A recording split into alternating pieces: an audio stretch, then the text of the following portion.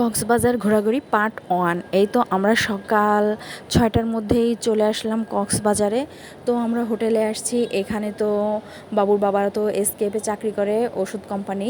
তো সেখানে বাংলাদেশের সব এসকেপ কোম্পানিরা আসছে এই হোটেলে। তো সবাই এখানে এক এক করে চলে আসছে, অনেক ভিড় হয়েছিল, সবাই আসছে, সবাইকে রুমের চাবি দিয়ে দিচ্ছে। তো আমরা সেই ওয়েট করছিলাম।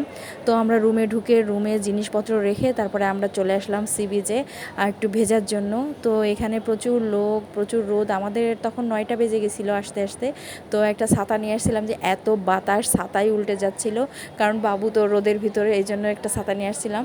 তো আমরা এই যে 3জনে হেঁটে হেঁটে যাচ্ছি, এবং বাবুর বাবার একটা কলিগও আছে, তার ফ্যামিলিও আছে, তারাও যাচ্ছে। একসাথে করেই আমরা সি বিচে নামবো। তো এখানে যে অনেক লোকজন, তো একটু ভাবছিলাম ফাঁকায় যাব ফাঁকায় যাব, আমি তো চলে গেছি দৌড় দিয়ে, কোথায় চলে গেছি দেখা যাচ্ছে না। তো এখানে অনেক লোকই আছে, আবার কেউ কেউ ছবি তুলবে।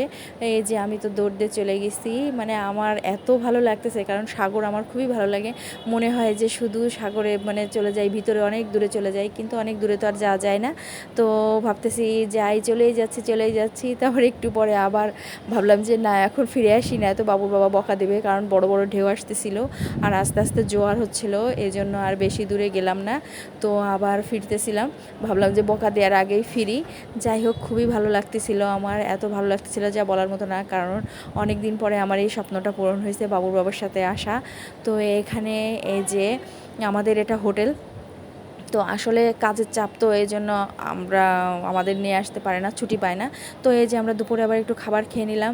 এখানে আমি লইটা মাছ ভুনা নিয়েছিলাম, আর বাবুর জন্য একটা কোরাল মাছ আর ডাল। আর এখানে যে কলিগরা বসছিল, তার 2 মেয়ে, তো তারা হলো মাংস দিয়ে ভাত খাচ্ছিল, তারা আবার কোনো মাছ খায় না। আমি আবার শুটকি ভর্তাও নিয়েছিলাম। তো ঠিক আছে।